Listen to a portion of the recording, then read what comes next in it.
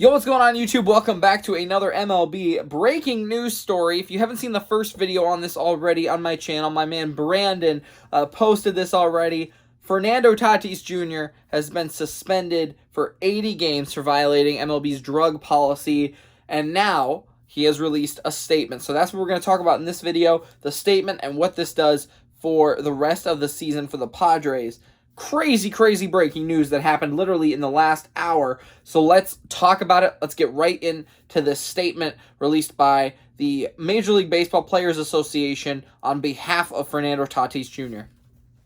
I have been informed by Major League Baseball that a test sample I submitted returned a positive test for clostebol, a banned substance, and it turns out that I inadvertently took a medication to treat ringworm that contained that illegal substance. I should have used resources available to me in order to ensure that no banned substances were in what I took, and I failed to do so. I would like to apologize to Peter, AJ, the entire Padres organization, my teammates, Major League Baseball, and fans everywhere for my mistake. I have no excuse for my error, and I would never do anything to cheat or disrespect the game I love. I have taken countless drug tests throughout my professional career, including one on March 29th, and they have all returned negative results until this test. I am completely devastated. There is nowhere else in the world I'd rather be than on the field competing with my teammates. After initially appealing the suspension, I have realized that my mistake was the cause of this result, and for that reason, I have decided to start serving my suspension immediately. I look forward to rejoining my teammates in 2023. That is the statement. What a wild statement it is, because there's so many pieces in there. I think you can break down even further. And that's what we're going to do, and then we're going to talk about how this impacts the Padres for the rest of this season. Let's go to the first paragraph. It says, I should have used the resources available to me in order to ensure that no banned substance were in what I took. Now, this is where I get really confused. I don't think there's any necessarily correlation between the drug that he took or the, I don't know what you could really call it, this medicine, I guess, to treat ringworm. And since he's been hurt, obviously been doing a lot of rehab and been around trainers and doctors and all that stuff to get him healthy, I don't think there's a correlation between the two, like, different sources of drugs. Like, oh, he was accidentally given one while he was rehabbing, or he shouldn't have had it while he was treating ringworm. I don't think those two are correlated in any way. Here's the kicker, though, which I think is really interesting, is if he was around all these doctors and trainers and all these things, they probably knew he had ringworm, you would think.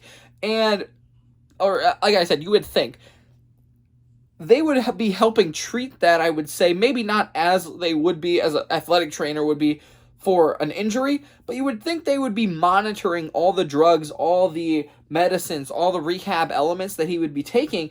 So if those two things were, not acceptable with each other, let alone one breaks the rules of MLB, somebody should have known about it, no? Like, I feel like there's just too many steps that a player of Fernando Tatis' statue has to go through with trainers and, rehab assignments and all of these things where there are so many people involved.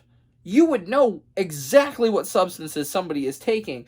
And I'm not necessarily blaming him for that, but you think he would have told a doctor.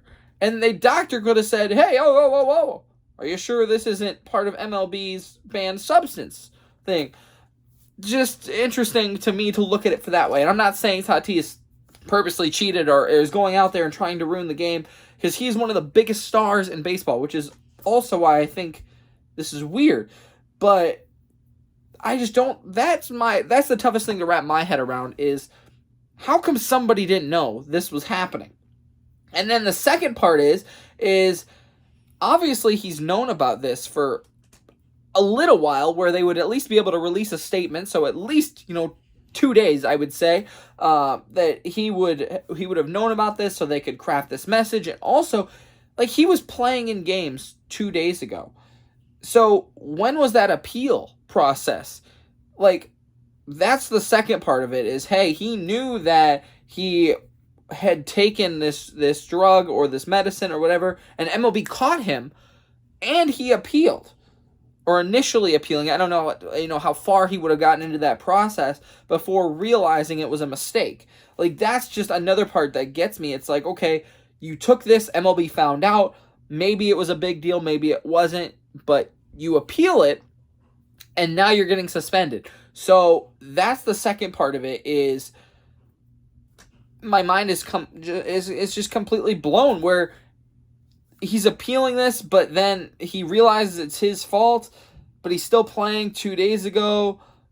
Nothing, it doesn't seem to add up in my mind, and now he's taking the suspension, which is great. If he has to take the suspension and he doesn't see a point in appealing it, I don't know.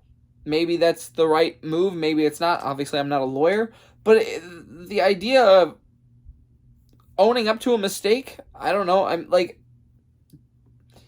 let me know your thoughts. That's the biggest thing. Let me know your thoughts, because wouldn't he try to appeal it even more? Like, the initial appeal is what he says, and he realized it was a mistake.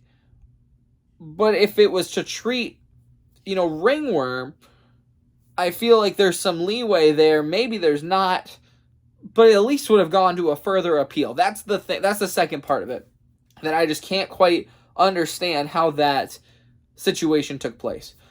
Here's the thing. This is the final part of this video. What does this do for the Padres? Probably nothing. To be honest, probably nothing. Fernando Tatis, like I said, is one of the biggest players in all of baseball, and he will be missed for the next 80 games, but they're good. They're good. I mean, they're going to make a playoff spot, probably the wild card. The Dodgers are just too good. They've got Soto now. They've got probably the best pitching staff in all of Major League Baseball. They're good. Does this hurt them? I mean, sure, they were expecting him back really soon, but I don't think it hurts them. And I think the Padres are still going to make a deep run into the playoffs. Yeah, you can't advertise. Now you got Tatis and Soto and Machado, but you're probably still going to make a deep playoff push.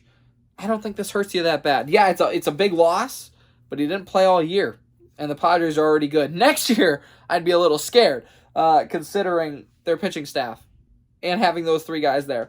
But I don't think it's that big of a deal this year. It's a big loss for the game of baseball. It sucks. I love watching this guy break 3-0, home runs out and make people mad. But I think this is a solid Padres team, and I don't think they're going to hurt that much from Tatis making this mistake. But you got to pay consequences for your actions. I guess he owned up to it, so that's great. But just some things that aren't quite lining up. So let me know what your thoughts are from this statement right here. If you got maybe the same ideas as I did, or if there's something I'm missing, let me know down in the comments below. I'd love to talk to you about it. We'll see you next time. Peace.